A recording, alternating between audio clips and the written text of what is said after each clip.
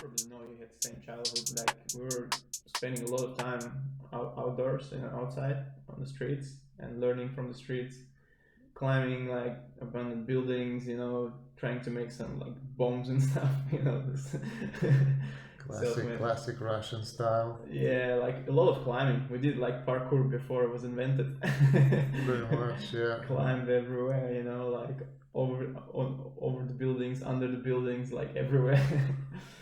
And so I was pretty active, when I was already like very young. And I remember when I first tried to jump on the bar, like on monkey bar, and I could do like 7 pull-ups straight away. Like I never tried pull-ups in my life, and then I jumped and I did 7 pull-ups straight away, probably because of, the active lifestyle, as a kid, climbing everywhere. Yeah. Yeah, the first sport I started to do at school, I was like year 2 or year 3 at school, and I started to play soccer. It was very popular. So I was playing in team, and like we were traveling around the country, competing and stuff like that. So it's pretty like serious. But I wasn't really good at soccer. I was doing my best, but I remember like I was so uncoordinated and stuff. It wasn't really my thing. I was running really fast. That's the only thing I did well. But my coordination was really shit. Like compared to some other kids. But I was always like doing my best and trying hard, and soccer was my first like official sport. Then we moved to like outside of the city, like a village side. It was a very, very small place. It was only like 2 or 3 buildings there, and like half, like they weren't even full, and it was in the middle of the like forest, and the first little town was like 7 or 8 k's away, and so I was pretty much living in the bush. A lot of abandoned buildings, so it was climbing everywhere. So you could just jump into the like some apartment, and as a kid we were like building our own apartments. Yeah, I was gonna just draw the picture a little bit in everyone's head, like so you're saying like, because you told me this story before, so I'm gonna try to draw this picture a bit better. So it's like 2 9-story buildings, right? They're like, I don't know, like 2 apartments on each side, so they're about like 25 meters by say 20 meters. I don't know how big are these buildings, right? So they're 9-story buildings, Yeah. 2 of them fucking pretty much abandoned in the middle of forest. No, that's you confusing now the stories. Oh, okay. So Sorry. 9-story buildings were in the ghetto. Oh yeah, tell us about the ghetto. That was a pretty cool. So story. yeah, it was actually like in the capital, in Tallinn. That's the capital of Estonia. Yeah. But it was like kind of on a, I don't know how to explain. Like it's not in the central area. It's kind of a little bit away from the central. And now it's actually a really good area because it was right by the sea, and there was a nice beach there. Yeah. So these days it's actually a pretty expensive area to live, and they fixed everything. But back then, like when Estonia just separated in the 90s, it was a shithole. And like I said, like a lot of people who lived there, they didn't pay bills. A lot of apartments were just people breaking doors, coming in and starting to live there, just like that. And everyone was drinking, and they didn't drink alcohol. They drink that like a perfume, like a pretty much spirit. Like a spirit, yeah. But like we used to have like a triple perfume or whatever it's called, like. It's actually designed, I don't know, it's not even perfume, I don't know what is that, it's just from USSR Union. Like a toilet water or some sort. It's like a toilet water, yeah, but like super cheap. Yeah. And it was high in alcohol, like, yeah. So it was like 90-something% or whatever. Fuck. And people was drinking that, That was like rocket fuel. Yeah, and a lot of people were dying because of that as well, but that's how it was. And a lot of this building, like the people who live there, they were just like alcoholics and drug addicts and stuff like that. In the buildings that I was talking about. Yeah, the ghetto buildings, yeah, that one. And like I said, sometimes we had the 2 lifts and they were always broken. Sometimes they worked, but most of the time they were broken. Sometimes, and I lived on a 6th level, So sometimes I had to go like up the stairs. There's no light, nothing, you know. Sometimes you see people like just like, you know, drinking there or taking drugs. Sometimes you see like someone on the floor like surrounded by blood, you know, blood everywhere, you know, broken head or something. I don't know, like it was just fucked up. And as a kid, I've seen that like every single day. How do you manage not to get into that while living through that? I have no idea, man. Like it would be common, like not even common sense, but it would almost be expected, wouldn't it? Like someone growing up in some sort of that environment to be in, to then pursue like to stay in that environment. But Yeah, I think it's my grandma. Like we also spoke last time about it, because she told me my grandma, she's Orthodox, like Christian Orthodox, and she's been teaching, giving me that foundation as well. So as I was a little kid, she was always telling me the stories, the Bible and stuff like that, and all the good things and how the person should be, you know, and stuff like that. So I think that was kind of foundation for me. So that's, I thought like I have to live as a good person. Doesn't matter what's around. So I think maybe that, you know, like I've seen all that terrible stuff around, but I was still yeah, following like the world that your grandma was describing felt a lot better than where you were living. yeah, I'd say so. Yeah, and then you're striving for it. 100%, man. I don't know what you mean by that. Um, and then, so what happened then? How did you get out? And what, like, how did you get into judo? First of all, So yeah, I how, started did to you? do judo when we moved to that like a village place, a small place in the middle of nowhere, and so my school was like 8 km away from where I was living, Yeah, and sometimes I had to like ski to school or ride a bicycle or run sometimes, or because the buses were just like twice a day, and if you miss the bus, then you have to like run or walk or whatever, and. Yeah, when I was at that school, I also were in a pretty bad company, like the not really nice guys, also like into the drugs, tried alcohol very early, like when we were like 12 or something, and like we're stealing stuff and things like that. And I was surrounded by that kind of young kids, and I always had my own like opinion and stuff, you know, I always held my ground kind of, but I was still involved into some stuff. um, and I was hoping that like there's something better, but I just didn't see anything better than that, you know. So that was my situation back then. And we also had this judo section, judo gym in the area where I was living, and there was like just a few people who was doing that, and they had like a completely separate company. They like didn't talk to anyone, and I didn't know any of them. I just seen them, but I didn't know any of them. And yeah, at some point, um, we had a situation where like I also told you before, like when it was one guy at school, kind of nerd, and the bad guys were bullying him, and I was just like in the wrong place in the wrong time. I was next to this guy, and because the other guys were bullying him, I don't know, somehow he pushed me, and I was like, what the fuck, man, like I didn't even do anything to you. So I pushed him back, and he flew into the window, and it was like third story of school, and it was a like massive window, so he broke the window, all the glass fell on him, cut his shoulders and stuff like that. And then obviously his parents came to school, and it was like big deal, you know, like his dad came crazy, he's like, who did that, you know, he was like going to kill me, and everyone pointed to me straight away.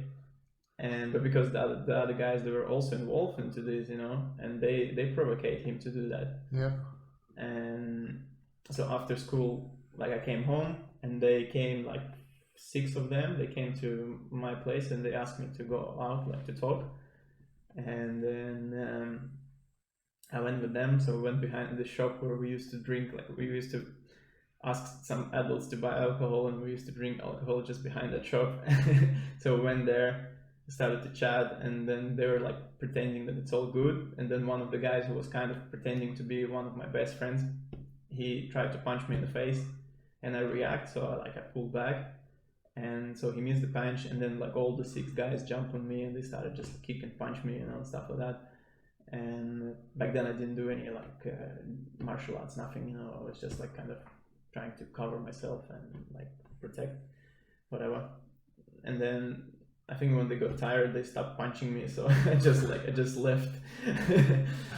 And yeah, and that was the moment when I was like, fuck, who, like, I've been with these people for so long, and like one little situation like this, and that's the shit they did to me. So since then I decided, like, that's it, like I'm not gonna talk to any of these guys anymore. And I went to this judo gym, just came with myself. I asked like, oh guys, can I just watch first? And then I was coming a couple of times watching them, and then they like, hey, you should join, jump in. And so I just jumped, started to do a session with them, and then I realized like how fucking weak I am compared to those guys, because I was like 14 or 13, I can't remember. And these guys, they started to do judo like since they were like 6, 5 years old, so they're way ahead from me. And then when I realized that I'm way behind, I started to train like as a motherfucker, like pushing myself. After school, I was running like 7 to 14K. Then I was coming to the judo. Every day? Yeah, every day. Fuck. I was coming to judo session and running with everyone another like 2Ks. And then sometimes I was coming earlier, doing some pull-ups, climbing ropes and stuff like that. So you would come back from school, go out for a 14K run. Yeah. How long would that take you? Can't remember. I didn't time myself. I was just... Yeah, whatever it was, 14, yeah. Yeah, I was just doing that. And then from there you would go early to the training. Yeah. Do some extra stuff. Yes. Then do the training, 2-hour session, 2-3 hour session. Correct. Yeah. And then you go home, chill out. Yeah, that was my life. And then I started to do every single day. I mean, except Sundays. So the sessions were like 5 days a week, but on weekends we could come and just get the key and just jump into the gym and do whatever you want. And I was spending my weekend there as well. So because I was trying to really catch up with other guys. Yeah. And I really liked the process, because I've been, like I said, I've been always a very active kid, and I was climbing and doing stuff. So the movement was in my blood already, and all that training, I loved it, So I really pushed myself, and I loved that challenge. I always loved it. I still love the challenge to this day. Like, I think that's what pushing me, the challenge. Well, what I noticed is that you challenge yourself with a lot of things. So you've got your judo, you went like really high in your judo. Then you started pole. Doing this pole stuff, which is on the reel as well. If anyone's wondering what this pole is, it's on the reel. Then you, well, pole is not the same as being on the bars. Would that be different? Yeah, different. So you got calisthenics. So you got then that. You got kettlebells. Yeah, kettlebells was part of the judo training. We did a lot. Oh yeah. So that's where I learned. I think that's where I learned much. And now you're doing jumping. Yeah, now I'm really into the stunts, and I'm trying to work on some movies. I can't tell about it yet because it's a bit confidential, but... So you're going to be a stuntman on this movie? Yeah, sort of. Kind of, something. Yeah, and it's really pushed me, like it's really motivated me to just work. I don't even know if I get more work or whatever, but it really pushed me because it's something I always like. And with my martial art big background, it's good for me, to add some extra stuff like tricking and flips and all that. So that's what I've been focusing on lately. So I can totally see you play some sort of a bad Russian character in a movie. Of course, who else? When you live in Australia, it's the only role you can get. Like it could be like one of those like private Putin guards. Yeah. That like overstayed his visa or something. Yeah. And now he's. I was already doing one role for some TV show. I was playing the prison guard, and I was killing like some American spy or whatever. What? Yeah. Tell me about this. The Sunday night show, TV show, Sunday night. No. It's on Channel 9. Oh, on Sunday. Yeah, I don't know. I'm usually too buggered to watch TV. I don't watch TV as well, but like I did do a job for them. Yeah, go on. So and then what happened then? It was a story about some spies and stuff. Like I don't really remember like exactly what it was, but there was some American spy who was in jail, and the Russians tried to get some information of him, and they couldn't, so they had to kill him. And I was one of those guards who killed him. Did you kill him? Yeah. I actually had some line, like random. They didn't tell me. It wasn't speaking. It was just kind of like extra, like featured extra. Yeah. But then on the day they're like, "Oh, could you say something in Russian?" So they gave me some lines. Yeah. What was it? I had to translate. What you want me to tell in Russian? No. Say it in English. Yeah. It was something like confessed, and shit like that. We got your family, if you want your family to stay like, alive and stuff, you're gonna confess and shit like that. And I was screaming at the guy, and just like saying that. So that was my role. That's pretty interesting, man. And then we bashed him really like he was on the ground. I was just kicking him. Was he a famous actor? Or? No, just some. It was how they recreate it was the true story, but they recreated and add a little bit of flavor to that. So now everyone's gonna think the Russians are really bad, like they're fucking. Yeah, but the story was so bullshit. It's so much propaganda and stuff. Anyway, we're not gonna talk about that. Oh shit! Yeah, that's sometimes I watch some stuff on TV or whatever, and there's like a Russian propaganda stuff, and I'm like, what the fuck acted this? Like, the actors probably didn't even know what the fuck they're doing, and then at the end they're like, what? I'm in this. because sometimes they find Aussie actors, for example, and the guys just want a job, they just want to play, they just want to do the acting job, they don't care what's the story about. And also you never know what's going to be in the end, like they don't tell you the whole thing, you just play some scenes and you don't really know what's the whole thing about, so you can only see the final the production, final product. And I had no idea as well what exactly I'm doing. They tell me just a little bit, a couple of things, but I had no idea what it was all about. But then when I watched this TV show, I was like, shit. I was part of this. Like, it's so much bullshit there. Yeah, it doesn't matter as long as they pay you, man. At the end of the day, fuck it, It's entertainment. A lot of people forget, man. Like, it's entertainment, And that's what people love. They love this bullshit. They love when there's more flavor to it. There's more. Like, oh, this bad guy is from Russia. And people love that. They love to hear these things, Yeah, for sure, man. Especially when we sit at the bar having a beer and then like, where you from? Russia? Ooh. Yeah, but so we're all normal people. Hey, how did you end up coming to Australia? Like, how did that whole thing end up? Okay, so. Oh no! First of all, I want to know, where did this the pole stuff started? It was later, like you got it. Oh wait, actually, yeah, it was before Australia. All right, so I've been doing judo since I was like 14 until pretty much now. I'm not doing it as often, but sometimes I still play. I go to gyms and I practice with my friends, so I'm still doing it. But yeah, judo was my it's the path I choose, and it put me on the right way. I went into the sports, no drugs, no alcohol, no shit like that. So that's where my fitness journey started with judo. And then I moved from that little place. I finished the school. I moved from that little place to the capital. I started to study at like a TAFE. We had like a construction TAFE. And I just isolate myself from everyone, from family and stuff, and I started to really like focusing on my training and studying. And I rented like a little room for myself. I cut the internet on purpose, at home I didn't want to have any internet. I was reading a lot. I was trying to learn Chinese because it was one of my dreams, just to learn Chinese. How far did you get? Not really far.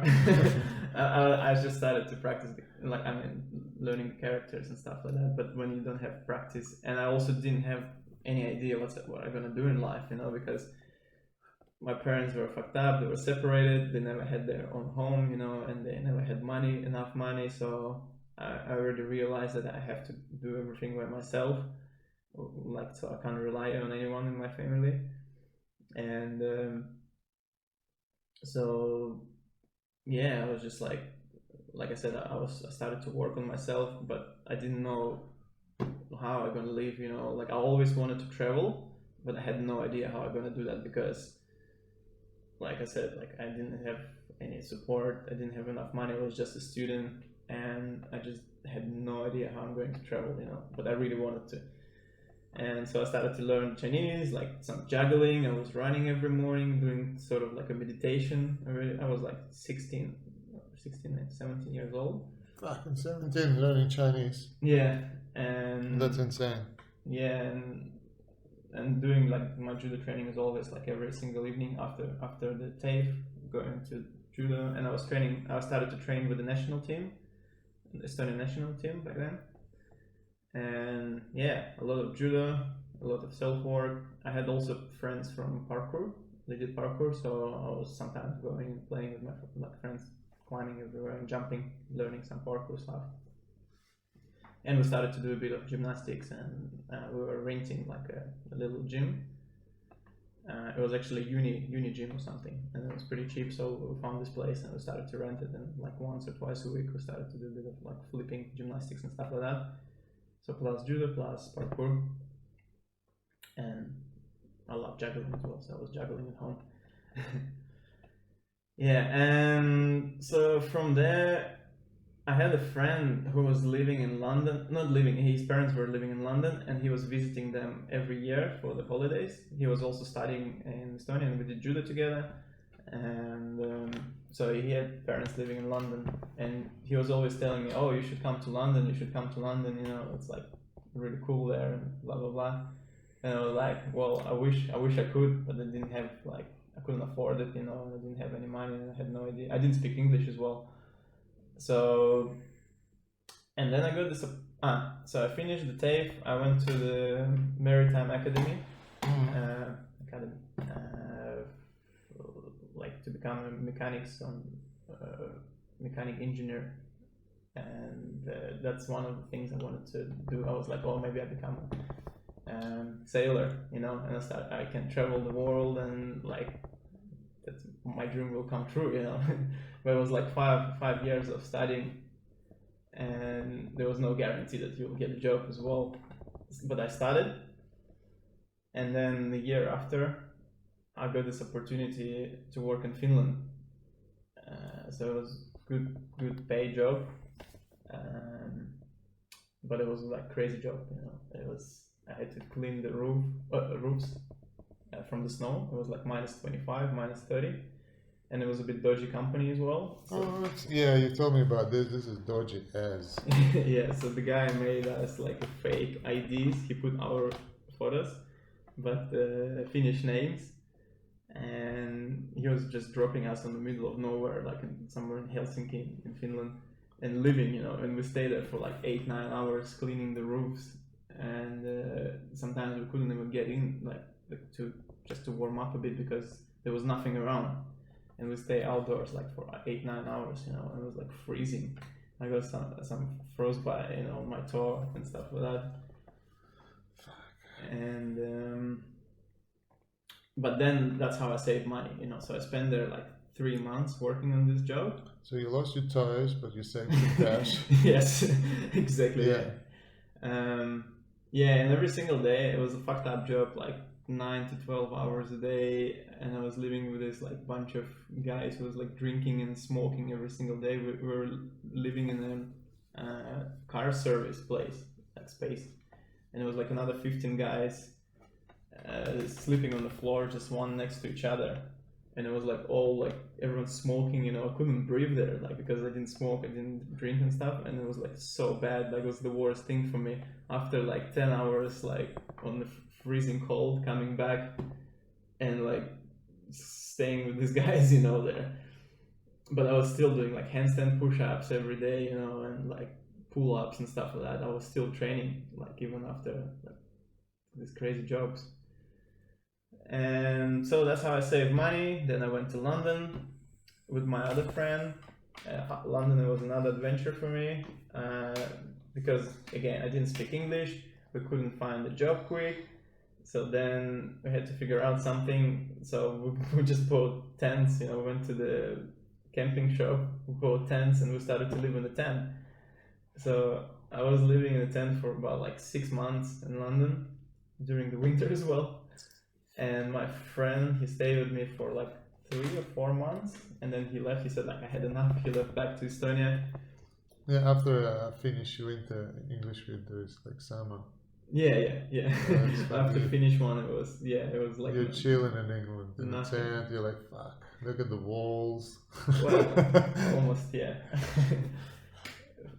Fuck, I was still freezing like at night.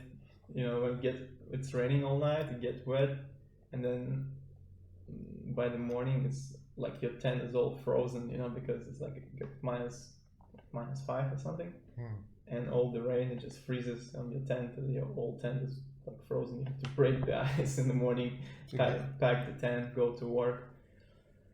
But like I got a membership in the gym, so I was still training again, and I was washing my clothes in the gym, and every day after work I was going to the gym, staying there, training, going to sauna, taking shower, washing my shit, and going back to tent. And standard life of an immigrant. Yes, pretty much. And as you know, like in London, it's illegal to stay in a tent, so I had to always like hide from police and stuff, and finding the new place to stay, like a little, I don't know, parks and whatever, like some places where there's not much people. And I was sleeping with knife always, because there was, no way. Yeah, I had a little knife with me. I was sleeping with knife because you never know. Like there was a lot of homeless people coming, like, and sometimes they're just like asking, "Can I stay with you in the tent?" Or some crazy like kids, teenagers. Well, they ask you if they can stay with you in a tent. Yeah, I had it a few times. Or like you always get not adequate people like around, so you never know.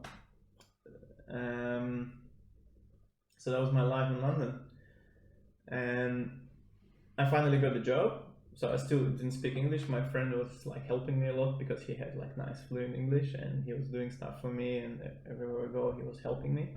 But then he's left, and I stayed by myself on my own, and I got this kind of illegal job, like on a warehouse with Brazilians who were just doing some packing and stuff like that.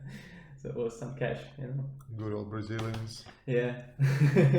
Yeah. So just making some cash, going to the gym. I had no idea where it's gonna go, like and I didn't tell to anyone, like to my family and to no one, to my friends. I just isolate myself for like 1 year. I was in London and I didn't talk to anyone, didn't talk to my family, so they had no idea what's going on in my life. And I was just hoping that one day things gonna change, and I slowly started to learn English a bit, like just talking to people in the gym and plus work and stuff like that. And what was next? And then I think I had enough, and I decided to go travel. So I saved a bit of money, and I decided to go travel and just see the world, because like Finland, that was first country I went, then it was London, and then I've never been anywhere else. So I decided to go to Malta. So I just got my tent, booked the tickets, went to Malta, and stayed there for a couple of weeks, like exploring, wandering the cliff diving, stuff like that. Yeah. It was amazing, like nice and warm, not like London. So I came back from Malta back to London, back to the same job.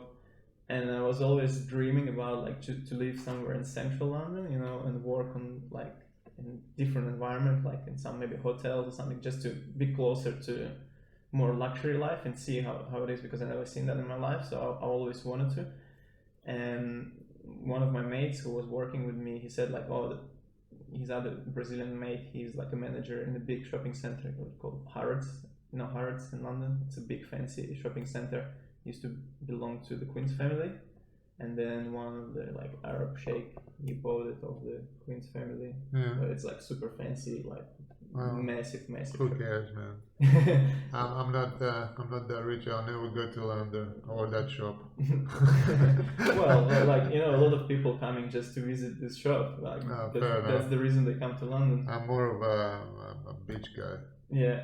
Yeah. Anyway, so this guy said like, oh, I might talk to my, this manager. To work in the shop. Yeah, to the manager, wow. manager Fancy. friend, and sometimes they need people and blah blah blah. And I was like, okay, that would be nice. Let me know. And so I think he forgot about me, so he didn't ask or whatever. And so there was a second stage. I was like, okay, like I went to Malta, and I was like, I still want to travel, and I always wanted to visit like Italy. So I booked the tickets to Sicily, and I planned to stay there for like a month with tent, camping and stuff, and then I was going to go back to Malta. So I booked the tickets to Sicily and to Malta. And then just before I booked the tickets, like 2 days after, this guy said like, oh, they actually need like a person there in the shop, in the Harrods. So you got the job. Well, it wasn't that easy, but like I had to do like another 4 or 5 interviews to get this job because it's super fancy shop. So you don't get the eye scan and the fingerprint scan. Yeah, all that stuff. Yeah. No, so like the first interview was on the phone, and then they invited me to the shop, and I was still living in a tent, and then I just like left my tent somewhere, and I rent this suit. So I just put the suit on, went to the shop, went for the interview, and I was so nervous because my English still wasn't that great, and I wasn't like confident with my English. And I was like, shit, like, and they say there's different interviews. There's one-on-one interview, and there's also like a group interview when they get a bunch of people who are interested in this position, and they see who's the most active, and they just get that guy. So I went there. So I met that manager, the mate of the guy I was working with. So he's like, all good, like you fine, so we're happy to work with you. You just need to pass another like 2 or 3 interviews with the management of the actual shop. So then I had my second interview, and I was sitting there, waiting, like so nervous and stuff. I had no idea what to expect. Did you rent the suit again? Yeah, I was in the suit, yeah. In the same suit? Of course. I didn't have many suits in the tent, yeah, and I'm just sitting, don't know what to expect. And then there's like really nice young girl coming, like I don't know, like the same age as me, maybe like 24 or something. And she's like, oh, Aleksei. I'm like, yeah. She's like, come with me.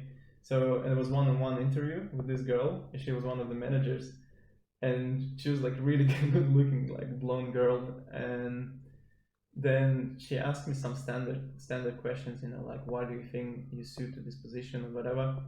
And then I just started like, oh, well, because I've been doing sports and judo gave me a lot of good qualities, blah, blah, blah. And plus I did gymnastics.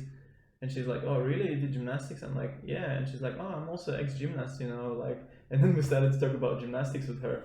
And basically, like, we forgot about the interview, we were just chatting about like sports and gymnastics. And she's like, all right, you got the job.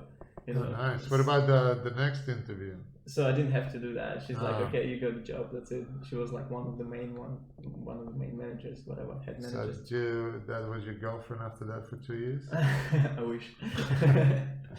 Well, but you see that was another thing with the sports played in my life. Like the sports and judo. Well, so far the sports has kept you out of trouble. Yeah. Put you on the right track by getting rid of those friends in the first place. Yeah. And then gave you purpose a little bit, like when you were with those other guys, you didn't smoke, you didn't drink, you didn't hang out with them, you kept doing your handstands and stuff, kept you on the straight and narrow.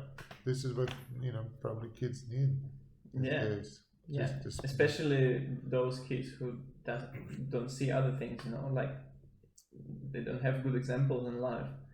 Just get them into a gym, get them into a PCYC. Yeah, it's simple, but it works, like. That's it. It's not much. They just need to direct that energy somewhere instead of like directing it into a PlayStation game, shooting things that are blowing up with blood. That's fucking what the fuck? They should be out there doing gymnastics. climbing walls. But that's too hard, you know. Yeah, but it's hard at the start. It's easier to sit at home and play PlayStation. It's hard at the start, but then it becomes easy and fun. The human nature, like we're always looking for the easier option. Yeah, true. That's why we're gonna soon develop robots that will just do everything for us. It'll be amazing. Would you get one? No, good. Just to do your house stuff. No. just to clean and laundry and stuff like that. Like, But how do you know one day you can just like, you know, do something to you? what are they gonna do? It's programmed. You think and so? it's getting regular updates from Apple. Yeah. It's getting, One day they just become like independent, you know, uncontrolled. I'm gonna fuck you in the ass. How did we go from cooking food to that raping robot? Rape you, yeah, like you wake up at night and the robot. The worst that they'll probably do is kill you on a mass. If everyone's got one, if everyone's got like a robot that cleans, that means it's got some sharp like weapons on it. Yeah. You know what I mean? Like he can probably swing a brush pretty fucking quick. That Or robot. stick it somewhere. Yeah. That's hilarious. Anyways, back to reality. Back to reality. You got the job. You working there. Yeah, and before I missed one point. So while I was living in the tent, I was doing gym, and then when my friend left back home, when he had enough, I decided to do gymnastics. And not far from the place where I was living, there was like a big gymnastics center. So I started to go there. So I was living in the tent, and I was doing gymnastics as well. And it was like really hard, like sessions, you know. I was like exhausted. And then I realized like I finally probably need to rent something because I really wanted to do gymnastics. It was my dream, you know. I always wanted to do proper gymnastics, but I was already like 22 or 23 years old, which is pretty late for gymnastics. But I was still looking for opportunities. I asked everyone, and in the end, I found this Bulgarian coach, and he like said like, yeah, you can train with my team. It's all good. So I was training with a proper gymnastic team. Obviously, I was doing all the fundamentals and like basic stuff, but I was so grateful. Like he actually allowed me to do that. And then I rented the place so I could recover properly, you know. So I rented a room, was doing gymnastics, and then I moved to the central London. I got the job, and it was a great experience for me, you know, working this fancy shop and all that, like. Okay, we get the shop. I get the shop. Yeah. How did you get to Australia, man? All right, so tell me. We just spent 20 minutes learning about that shop. What was the name of the shop again? Harrods. Harrods. Yeah, everyone knows. Probably not people that's gonna listen to this. They'll be like, "What the fuck is Harrods?" Well, for me, it was important. You know, it's very Australia. It's so far away. Do you know what I mean? Like people, there's probably like. Yeah, but a lot of people go to England, and you know. I bet you. What percentage of Australian population do you think that doesn't know that there is actually London? It doesn't know. Yeah, they don't know that there's London. They just never heard that word before. I don't know. There's any A massive population percentage. Massive. You think so? Oh, 100%. All the kids under fucking 14, 15 probably don't know what London is. I don't know. I met a lot of a lot of Australians in London. I'll probably go like a lot of native Australians probably wouldn't care. I don't know. Immigrant, whatever. idiots like me. Probably, yeah. Talk for yourself, man. Yeah. Where were we? Where did we stop? Yeah, so I finished job there because it was kind of seasonal job, so it was like a few months on and a few months off. Yeah. So I saved some money, and then I decided to travel, and also met the guy. He was actually from Australia, and he also were planning to go travel. Like, in a lot of countries were the same. Like, I was going to go Spain and Portugal, and he was going to go Spain and Portugal. So basically, we just, you know, put our ideas together and we went to travel. And he was saying like, oh, you should come to Australia. You should come to Australia. And before I heard that Australia is an amazing place to live, you know, and like good economics and stuff like that. but I always thought like it's something impossible to to come, like, because it seems like so far away, and there's visa issues, and you need a lot of money. And I thought like one day I might come, but I don't know when. It seems to be impossible. But anyway, so we went for this big trip for like 3 months. Went to a few different countries, like we went around Spain, Portugal, Africa, went to Sahara Desert, Atlas Mountains, like to Madeira Island. I went to Montenegro, so a few countries. And then it gave me a bit of confidence, because before I never traveled, and then I did this massive trip, and I've learned so much. And before this trip, it was like one really massive thing that I didn't mention yet, that changed my like perspective, and like changed me pretty much. I went to this seminar, like a Tai Chi seminar, which is the guy was teaching about like outside of the body experience, all the energy work, and what they call like non-contact fight thing, but it's basically working with energy. And I was always curious about these things. I watched this documentary with this guy when I was like 16, and I was dreaming like, so one day I'll meet this guy and he'll be my teacher, And then when I was already like 22 or 23, living in London, saved some money, and I decided like to find this guy. So I went to Google, I started to search, and I found this guy. So I went. They had the seminar in Montenegro, so straight away I booked the seminar, went there, and I had like intensive 2 weeks seminar. So I had so much practice. We did like all this like breathing practices, like 4 in the morning, and then we practiced some Tai Chi. He did lections. He did like the sound kind of, like, it's not the sound healing, but it's working with sound and vibration thing. What did he use? It's very basic. We just had earphones in our hotel rooms where we stayed, and each room had these earphones, and they were connected to one stereo, whatever. Yeah, and it's called like Robert Monroe system. So there's a guy in US. He discovered this like outside of the body thing, and he opened his institute there in America.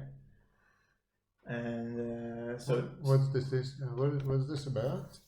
So it's astral projection outside of the body experience, pretty much what people feel, what they experience after death when they die. Yeah. And this is through vibration? Yeah, so basically he's got, like, how it's all started, he's got a bunch of people who had this like, what's it called, the medical death, what do you call that? When people die and come back? Yeah. What do you call this thing? I forgot. I don't know, but everyone knows what we're talking about. So you died and you came back. Yeah. So, and he's got a bunch of people who experienced that. Yeah. And he put them together, and he was trying to find out what's this similar between all of them. What's the common things, what they see and what they experience. And so he's got a lot of people and ask them, and like, so that's helped him to understand. What was the conclusion? Well, I can't tell you exactly. You can just Google and research yourself. But basically, he's been doing like long research for many years, and he was finding a lot of those people and finding what's the similarity between them. So the research is ongoing.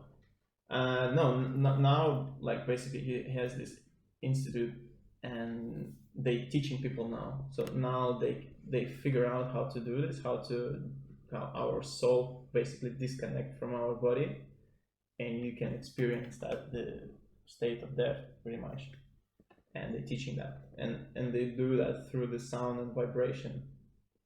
So like they use certain frequencies and vibrations where, I don't know, it's like your soul frequency or whatever, and you can disconnect. Yeah, but like those who are interested, they can do the research, because it's a huge topic. I'm not gonna, like, I don't have enough knowledge to just talk about it right now, but I experience myself, so for me it's enough. But if you're really interested, you can always. So through that sound, you listen to that sound through the microphones, and did you feel a little bit of it, like you left the body and stuff? Well, so like I said, we had a lot of different practices. We had about four practices during the day. We did the breathing, we did the Tai Chi practice, we did the Sigun, and then the lection. So he was explaining how things works, and one of them was this sound thing as well. And he said not everyone will experience something, because it depends on your level. Like everyone is on a different level. Some people more stressed and have more crap in their heads. Some people meditate and they more like clean. Kind of in that sense. So they can reach the state a little bit easier. Yeah, so everyone is at a different stage. That's why it's not gonna work the same for everyone. But he said still try. He recommended to do that.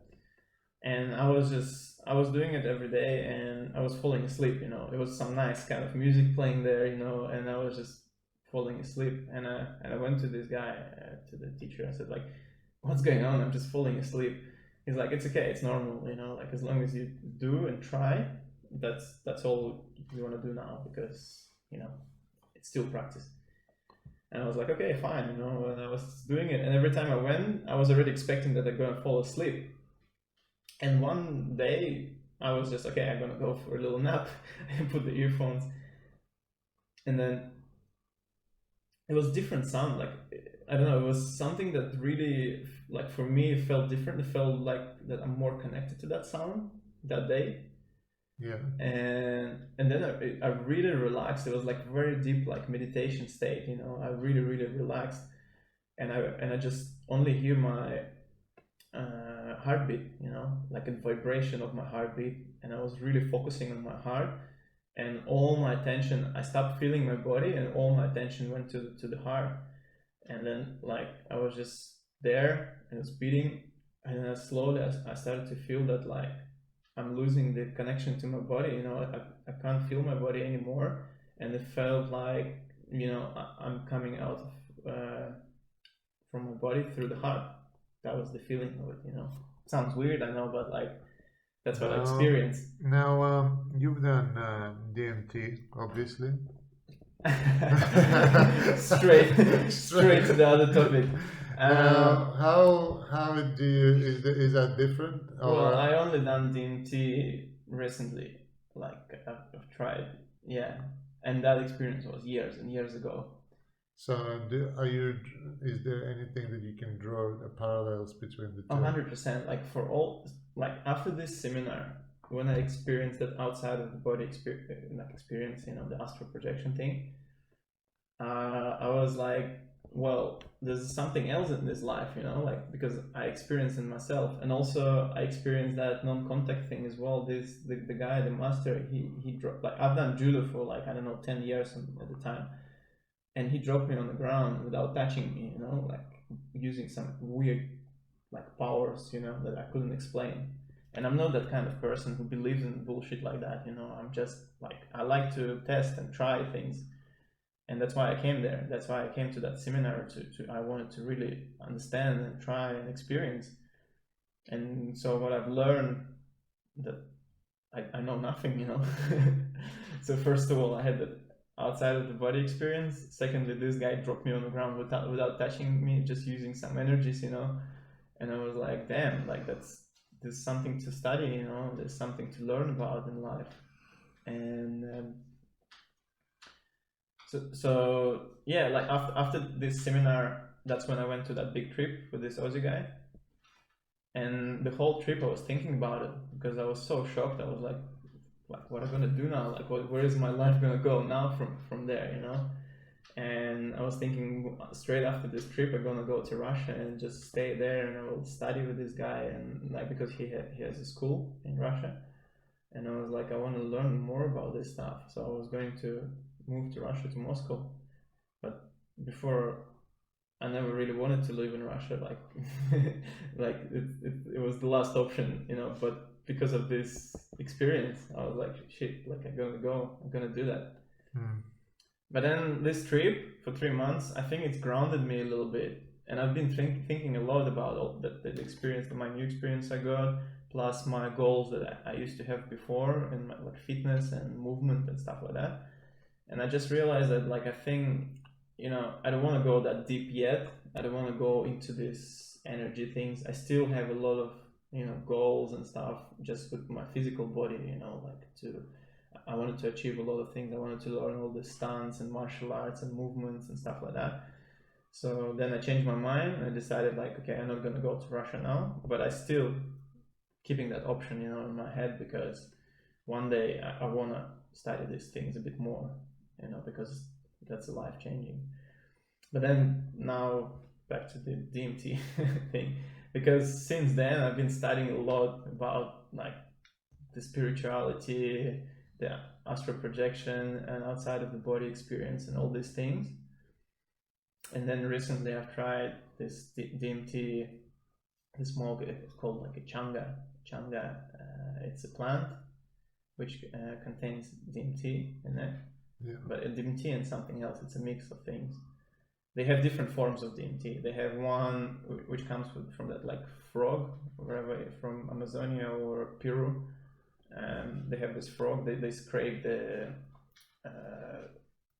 like it's got the protection layer, like it's poisonous, I think, or something. Like a protective slime around it. Yeah. So they scrape it, they keep it on the sun, then it crystallizes, and they use these crystals to smoke.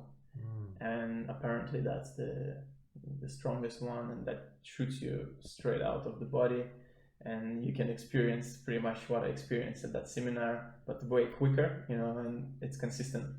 And a lot of people who try that they changed, like they completely changed, because when you've been living your life like a bit in a limited perspective, and then one day you just see like everything, like it shoots you out of your body, and you see some crazy world, and some other dimensions and stuff like that.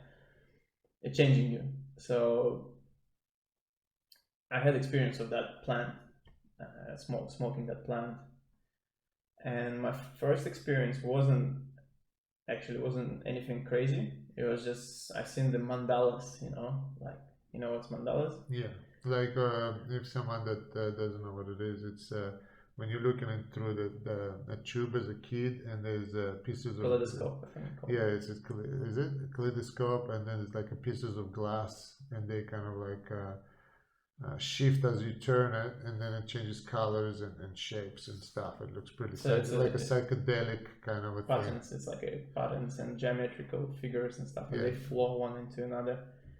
So that's what I saw, like from my first experience when I smoked, and I just seen like I close my eyes and I see these patterns, they flow, and you feel, you not just see that picture, you also feel different inside. You feel like it's like a meditation, state. So you feel really loving and loved and like crazy. I don't know, it's hard to explain. You see these colors and these patterns, and then you feel love, which is like crazy. It's just weird, and that's it. And then you come back like after that, it stays with you for like 15 minutes, maybe 15-20 minutes, and then you get back to normal. So it's not like a lot of people might think it's a drug or something. It's considered like they call medicine. They don't call it drug, and it doesn't have side effects. So yeah. So that was my first experience, but then I've tried a few more times after, and it was completely different experience. So my second time was like maybe 10 times more intense than my first one, where I didn't see those mandalas anymore. I just seen the crazy geometrical world, and I was like flying through it, and again, you not just see these things, you also feel it inside, you feel really different. You feel like crazy feeling, like love or whatever inside of you. And that was my second time. And my third time, that's what they call breakthrough. So the breakthrough, that's when you actually shoot out of your body, like completely, like you just, I forgot like who I am. Like I forgot my whole life. I just forgot everything. I just left to somewhere, like it was just, I don't know, like a white light, and then you keep moving through it, and it's almost impossible to explain. If you ask people who tried some psychedelics and who had breakthrough, they can't really explain that, because you can only experience that. It's really, really hard to explain. if you're really interested, you can check, and like, you know, Joe Rogan talks about it a bit, and some guys in internet on YouTube, they talk about it, and some people can explain pretty close, but still, like, it's almost impossible because it's completely different world and dimension. I don't know, like the things you see there, they doesn't exist in this world. So it's pretty crazy. It's a pretty crazy experience. And what everyone wants to know really is what's the outcome of this trip? Yeah, like what changes? what is so? What is it about it that like everyone? Why is everyone talking about it? it's a good question. Like, I think everyone experiences slightly different things, and people get different changes. You know, some people find direct like answers. You know, for example, before, like people when they go and do the ceremony, when they smoke DMT, or they also have this thing as called ayahuasca, which is a drink, and it's similar to smoke, but it's like way longer. It goes for like 6 to 8 hours, I think. Wow. And it starts gradually. You know, it's not like smoke. They say the smoke, it's a peak of ayahuasca. So it's, you get 15 minutes of the peak, and when you take ayahuasca, it's like it takes you slowly there for like 6-8 hours. But that one is more hardcore because you have to face all your demons and stuff, you know, and for 8 hours, you know. And some people, if you start to freak out, that's when the bad trip happens, you know. Like if you freak out and you can't escape, you know, you can't go anywhere, like you're already in there. Wow. And see, mine was a little bit different. I guess I only smoked it once many years ago, did DMT, and I didn't see any colors, although something happened. But for me, it was a little bit more of like a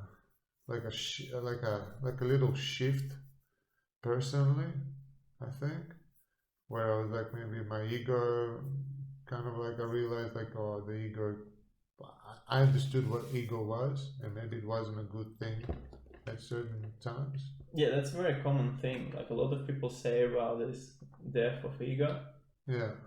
Yeah, and again, it's so hard to explain. You can't really tell what exactly happened, but it's you almost just like feel something. it's almost like I got separated from my ego, like, and I saw it like from in the like, you know, a few meters away from me. I'm like, and I went like, ah, fair enough. Like kind of like that was my experience on it, and then like it wasn't like a bad one, but then I was like, I think I was a bit more humble after it. So what I realized, that one of the biggest thing is after this breakthrough, like when I entered this crazy, I don't know, I felt I was deaf, you know. I think I just died for a few minutes, and it seems like that's how you feel when you're dead. Like that's when you don't have your physical body, you just exist as like pure soul, you know. And when I came back, I just realized like that I know nothing, you know. That's when it comes to ego, because when you have your ego, you think that you know everything in this world. Like, oh, I'm like 30-40 years old, I've seen everything, you know, and I know everything. That's how a lot of people think. But then when you experience that, and you get to completely different world where you never, like even close, you never experienced in your life, then you realize like, oh shit, like I don't know anything. And I watched this podcast interview with Mike Tyson, and he was saying exactly the same thing. He said like I felt like my ego just died, you know, because when I came back, I realized like I know nothing in this life. Like before, I thought like, oh, I'm strong and like I'm fucking champion and stuff like that. And as soon as I experienced that, it's like I know nothing. I'm nobody. And I think that's when it comes to, you know, to ego. Like that's what happens. Like because you experience something that you never even could imagine, and then you realize that you don't know anything in this life, and that's when your ego dies. That's how I see it, I think. Yeah, but it's still there though. It didn't die. Of course, it's still. You know, you're still fucking driving traffic. Like, what the fuck are you doing? Move! It's green. You know, the ego is still there, man. Like it's. Yeah, but changing your perspective a little bit, like, and the stronger experience, the stronger changes are. The bigger. Would you do it again? Oh yeah. So I feel like I've done it a few times. What is the purpose now for doing it? Because I still didn't get the answers, you know. I still feel like every time I've tried, I understand a little bit better, because you know you sometimes you come back to the same places and you can focus a little bit more on what's going on there. But one thing always happens when you come back from that state, you forget things really quickly. You know, that's really annoys me, because when you're there in that state, you like see parallel dimension or whatever, and everything is so clear. Like you like, fuck, I know this place. I know, like everything makes sense. And as soon as you come back to normal, you start to forget slowly. You know, like you're like, oh, I just seen that, and then it just disappears from your memory. And that's so annoying, because it was so clear like 5 minutes ago, and then after 5 minutes, you just disappearing from your memory, from your mind. What, everything, the feeling and the visual? Not everything, but the most of the stuff. Like I said, when you're there, you feel like 200% everything makes sense. Like it's, and you don't want to leave that state because you want to explore more, you want to see it, but it's only for 15 minutes, you know. And because that's how much are you getting down in there? What are you getting down in that? How long does that 15 minutes? Does it seem like 15 minutes? I don't know, man. It's or like, are you in there? Like, did you like spark it and you're like, okay, guys, I'll see you in 15 minutes. I got shit to do. You're like fucking whooshka, off you go, and you're like, whoa, you're going through this fucking trip land, and you're like, oh. Here we go. Slow it down, guys, because I've got questions to ask. Okay, first, why? What the fuck is going on here? And then you're like, oh fuck, it makes sense. And then all your answers, all your questions, all of a sudden get answered at the same time, right? So you don't know which question to fucking focus on. So when you come back, you're like, fuck, it all got answered, man. It all made sense. But the thing is, there was so much information that you can't fucking remember. That's actually, like, I haven't experienced that, but I heard from a lot of people did, you know, they actually experienced that, what you're just saying. I'm just imagining, like, yeah. I don't know. So for me, I don't know, I'm still, it changed me a bit. It changed my perspective, and I just realized that I know nothing. It showed me the other reality. That there's something I haven't seen before and I couldn't even imagine. But do you, like, you've never tried acid or mushroom? No, like that? No. So I have, and so there is also these kinds of visuals on other drugs, but it's strange. I'm just trying to see if I can compare the two, but no, you can't compare them. No, it doesn't matter. You can't compare. Yeah, I watched a lot of podcasts on this topic as well, and people say that you actually can have breakthrough pretty much on anything. Like some people had breakthrough on just weed, smoking weed. Yeah. So it all depends on your state. Like, so sometimes you can break through using the mushrooms, using the LSD or whatever. Yeah, 100%. Like I think your creativity level goes up because your rational thought gets distorted by the drugs. Right? I don't know if you can actually see. I don't know if like you can be productive on weed. You know what I mean? You can smoke a joint and go and fucking shape a surfboard. You know what I mean? But you're not gonna smoke a pipe of DMT and go and fucking try to design fucking Cybertruck. Or maybe you would. You 100% could, like after, not obviously not during it, but after, like Yeah, after, yeah, you'll be like, fucking. It's funny. It's only like you take it. It works for 15 minutes. It takes you to some other reality, and after 15 minutes, you're back to normal, and you feel normal. It stays a little like you actually feel really good inside, like your emotions and feeling, but you're normal. You're back to normal. There's no side effects. Nothing. So, do you think you would put this drug down to not being like a It's not a recreational drug where like you. They're actually talking about it now. Oh, yeah. Because DMT, it's not So banned. It's not banned yet. Yeah. And they figure out that it actually helps to a lot of people to get rid of the addictions like smoking and alcohol. Those who tried, they quit straight away, like smoking and alcohol after DMT, and they did the research on that, and yeah. Wow. Yeah, that's only one thing, but I'm pretty sure there's a lot of benefits that could be discovered. I reckon if everyone takes it and gets rid of their ego and smoking and drinking habits and gambling habits, well, yeah, they won't let it out because gambling is fucking billions of dollar industry. Well, I don't know. Yeah.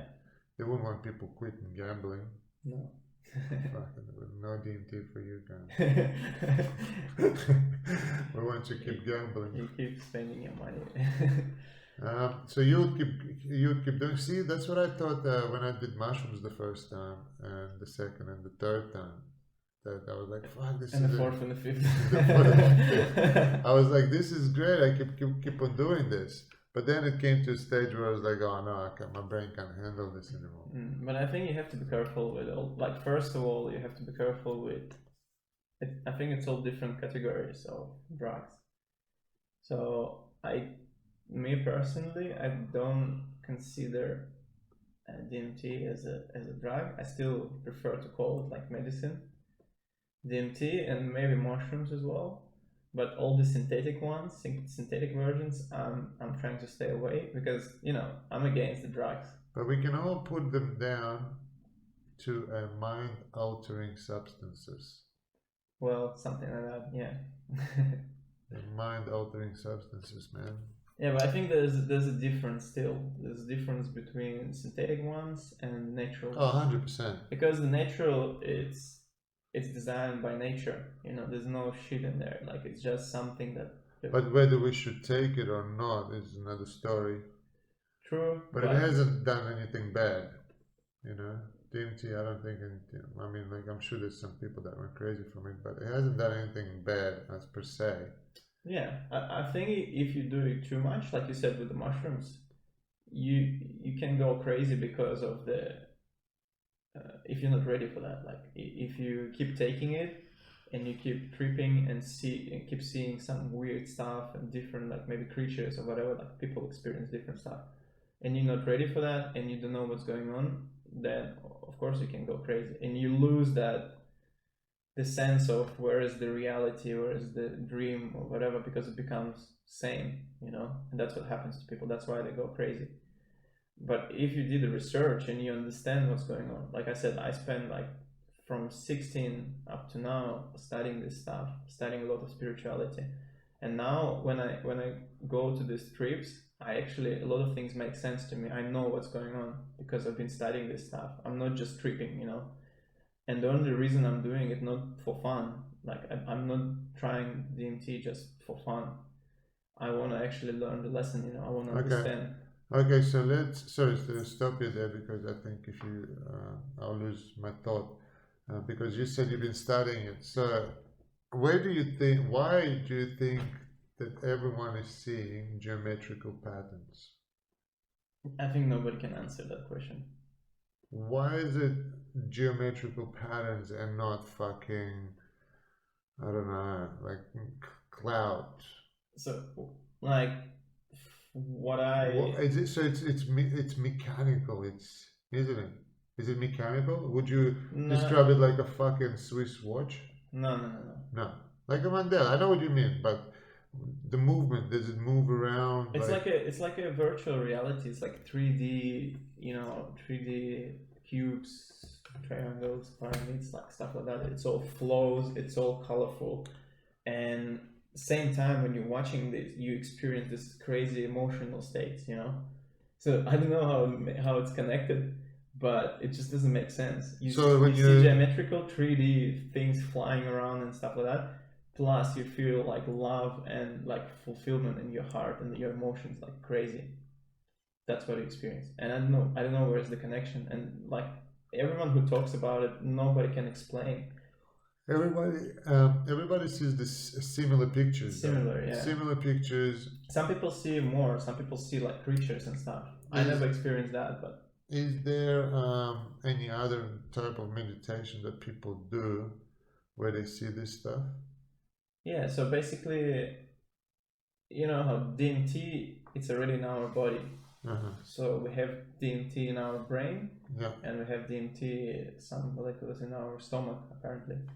And when you take these plants or whatever, it just activates the DMT we already have in us, you know, inside our bodies. So it's not external; it's actually activates what we already have. Yeah.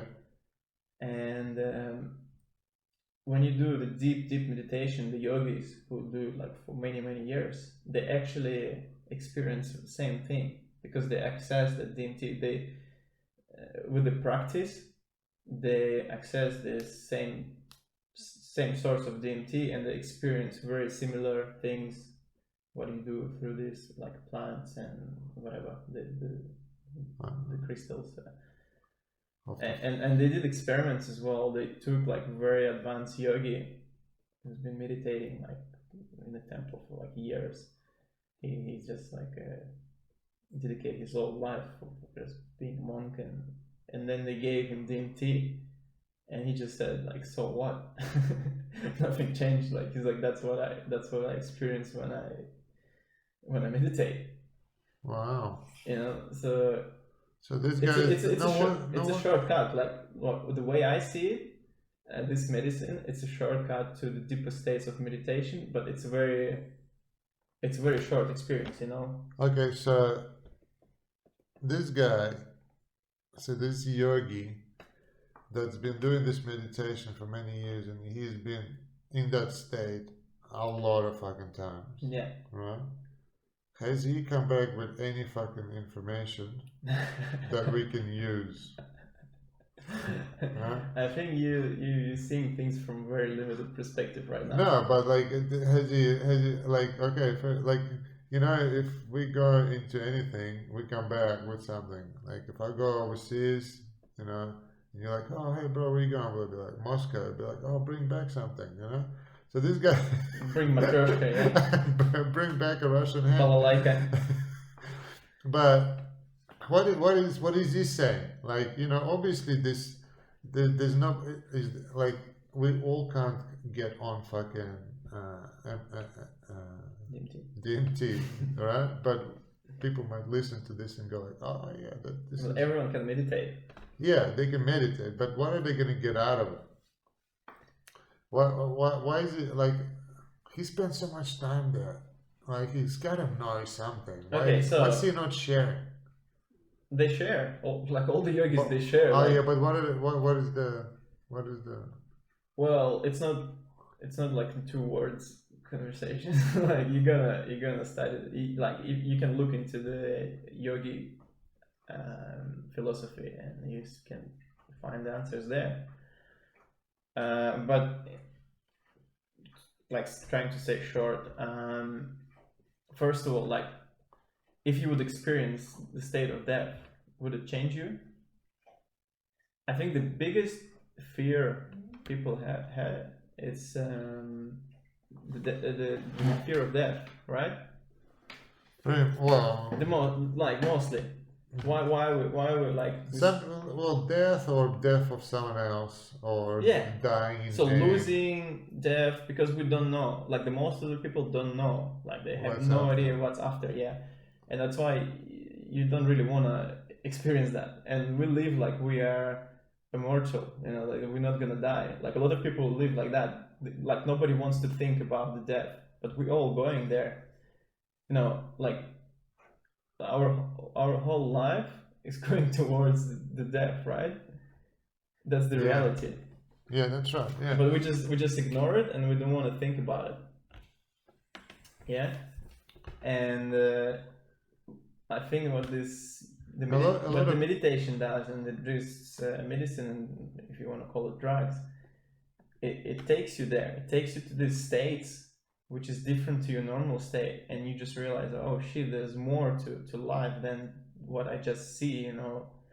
So it takes the limitation of your your perception as a human, like, because you have your eyes, you have your ears, you have your skin, and it's very limited. You can experience this world only through these senses, like your eyes, like you can smell, you know, but that's not it. There's more, and that's what this medicine does. It takes you there where you don't have your body anymore, and you experience things with something else. I don't know, with your soul. You don't experience it as a body anymore.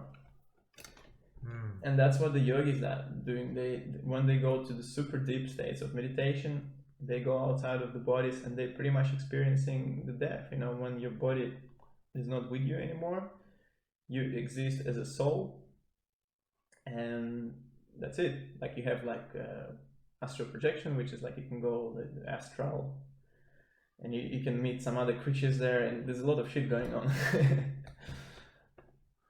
Wow. But I reckon you if you're gonna do DMT, you have to try acid. I know. Actually, the next thing I want to try is ayahuasca. I think that's I'm ready for, because before I was a little bit scared because, you know, it's 8 hours and you're gonna face your demons and stuff for 8 hours. Yeah, it's okay. And now I think I'm ready because I've tried this DMT quite a few times now, and I think I'm ready for that big trip, and I think that's might be the one that can actually give me the proper lesson. What are the questions you're going into this trip with?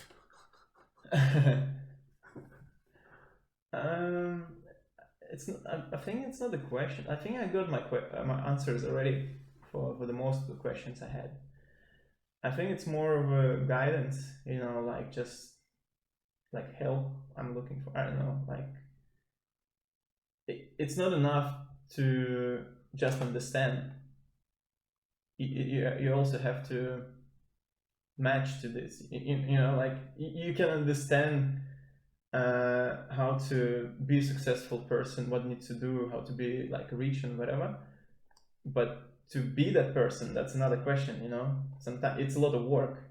You have to have all the right qualities for that, right? You have to become like kind, you have to become like help other people, you have to become super focused, and a lot of things, you know, a lot of qualities. So it's not just enough to understand. You also need all these qualities, and I think sometimes we need like a guidance and like to actually work towards it. And I don't know, I think I met this girl like in the library. I was with my friend, and actually we were talking really, really loud about all this DMT, MDMA, and all these drugs in Russian. Yeah. And this girl, she was sitting next to us working on the computer or whatever. And then at some point she's like, guys, what are you talking about? Like, we keep saying this DMT, MDMA, you know, like, what are you talking about drugs? I'm like, oh, how do you know? Like, and she's like, well, I've tried. And I'm like, oh, really? Like, tell us about it. And she's like, well, I did this ayahuasca ceremony a few months ago. And she came to Australia. She's from Spain. And then she came to Australia as backpacker, just for traveling, you know, let's explore, whatever. So just as everyone, as any backpackers, you know, they come, they do these casual jobs, and then they leave. And so she came as a backpacker, was just staying here, and then somehow she's got into this ayahuasca thing, the ceremony. She went there, and she said since then her whole life changed. She's got all the answers she wanted to, and she's got the guidance and stuff. So since that ceremony, she opened her own business. She became yoga instructor. She did some online business. So she travels the world. She's teaching yoga. She's making really good money, and every hour and there, she's keep doing this ayahuasca ceremony. Sounds like ayahuasca commercial. I know, but like. The first time I heard about this from my friend, I haven't tried yet, that's when I met this girl. So I haven't tried it yet myself, but my friend was keep talking about it. So first I ignored. I was like, oh, that's some drugs, and I'm against the drugs, and I'm not gonna try, and I don't want to hear about it. But then he was keep talking, and then somehow the information started to come to me, and I did a bit of research, and I watched some people, and I was like, oh, that's actually quite interesting, because like a lot of people saying that it's changing their life, changing their life, they become more successful after this.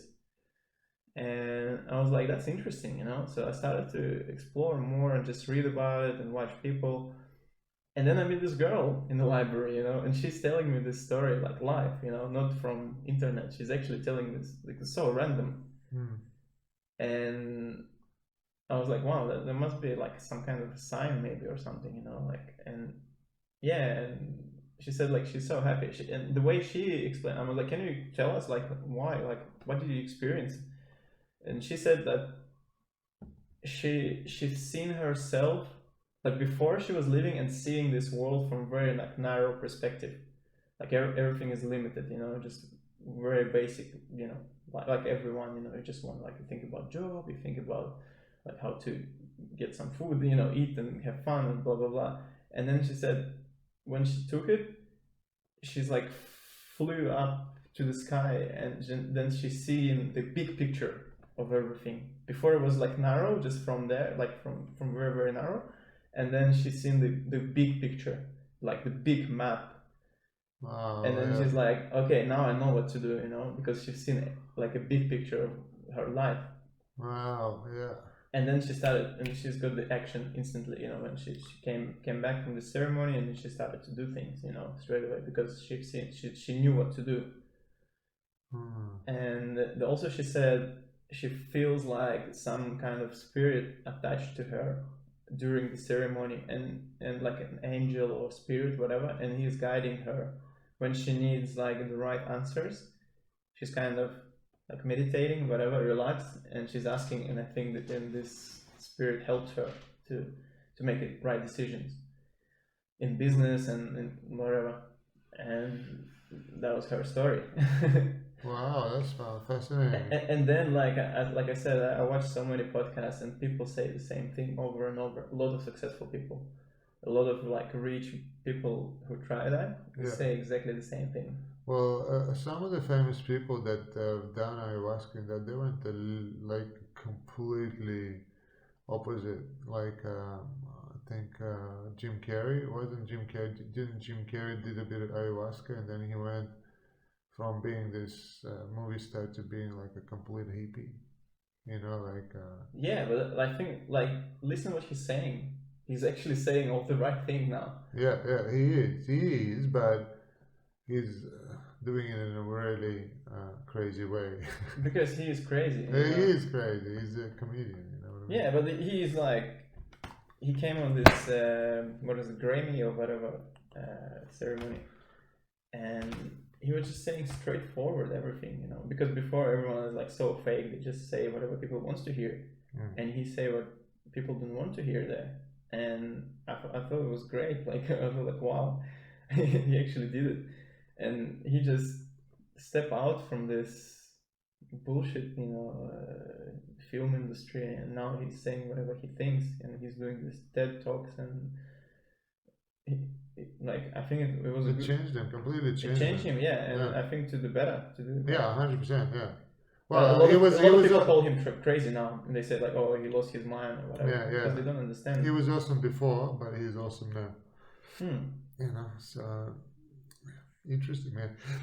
This whole subject is pretty interesting. I don't know if I would be game enough to do DMT now. Like now that I'm 40, I don't know, man. Yeah, it's a personal choice of everyone. If you feel that you want to experience something different and you want to change something, and like, why not? I would smoke weed. Of course. Drink a beer. But that's pretty much it, man. Yeah, but that's not gonna take you anywhere. No, but I've done it all. You know what I mean? I experienced it all. It's what's interesting for me now is your experience. All is interesting, just to compare it to mine. It was the same, but what's interesting is the conclusions Mm. You know, like what did you come out of it with? What did you come out? Because my trips back then that I was doing, they were more to do with music, nothing to do with life. I didn't give a fuck about life. Mm. That was my prerogative. You know, I wanted to play music. There was questions that I needed to ask, but they were all to do with music, guitar, music, blah blah blah. You see, that's the thing. Like, it depends when you go there, what you're asking for. Like, and that's what you're getting. Like, this girl, she wanted to find answers, like, for example, business and success, and that's what she's got. You know. I got answers with music too. Yeah. Yeah, that was fucking. So it really depends what you have on your mind before you're doing it, because some people doing this like mushrooms, LSD for fun, and that's what they get. They get the fun. They don't get any lessons. They just like go to the party and they trip and they're happy and they all like, you know, all those It's 100%. I think it's a bit of a waste, that one. Well, you know, that's personal choice again. It's like I can't judge this because you know why? Judge those people. Because I took some pills when I was younger as well. The first few times you take you know, like MDMA or whatever, it's amazing. You know, you're like, whoa, and your brain is firing up, everything's firing up, your body's firing up, but then you get used to it. And then it's not like you get used to it, but you get used to that feeling, and then you end up just dancing, or you just, you know, blah blah blah with your friends. But you also could take MDMA and do something like powerful with your brain, like meditation. I don't know if you can meditate on MDMA. You'll be like, I haven't tried it. I can't tell. But you see, like I'm not sure. Like I think MDMA, it's more like a drug. It's more of a drug. Well, yeah, 100% drug. Yeah, so I think there's a difference. You might experience something similar. You might have similar outcomes. Yeah. But I think it's still, there's a difference between like the natural plants medicine and the like chemicals, and, you know, and drugs. So yeah, I'm not sure. Come on, What's happening? No, it's still working, but it just doesn't recognize me because I got earphones on. But let's end this podcast on this note. It's been a couple of hours again. Yeah. But there's no short podcasts with you. I have to hurry you up all the time. Hurry up. Next story. There's so many stories. It's so many, and it's not all. there's more to come. There's many more stories. All right, man. Thanks for coming. I'll put some descriptions and Instagram and all that on under the video there, so people can go and see your videos on Instagram. Pretty cool videos. What are your plans for the future, man? You never talked about the future. What do you want to do? This is the thing, you were talking about it through the DMT trip, is that you know, you wanted to ask for guidance for the future, and then I was like, I need to ask him about the future. What's he gonna do? It's another hour. I'll just tell it until you got 2 minutes. I don't know, man. I really started to work on myself a lot since I think that's what changed in me. Like I'm putting a lot of on internal work right now. Like I'm really paying attention to what I feel, how I feel, what I'm saying, my relationships with people, and like a lot of internal work. So I pay a lot of attention now to my internal, because what I realized, everything works from inside out, and our thoughts are super powerful. So, and the thoughts, that's the first thing we have to control. And I'm not focusing as much on like some material goals at the moment. I'm just really working on my internal. So doing a bit of meditation, and like I said, I'm trying to pay a lot of attention to how I feel, what I'm saying, and yeah, relationship with people. That's the number one at the moment. In terms of like work and stuff, I'm keep training because that's something in my heart. I love martial arts. I love movement. I'm keep doing that, and I never stop. I think so. So you do personal training as well? Yeah. I work in the gym, teach a bit of So when people, after watching your reel, if people want to contact you, they can just Instagram you or something like that. No, yeah, 100%. And get your advice on some of the stuff that you do. Everyone's welcome. Because man, like when we, there's even today, like when we were jumping around and you were just explaining the backflip, because I just started to do the backflip, and you started, you're just explaining that as, you know your stuff, your little technical things and how to get the basics done. I think I was coaching like a few people today.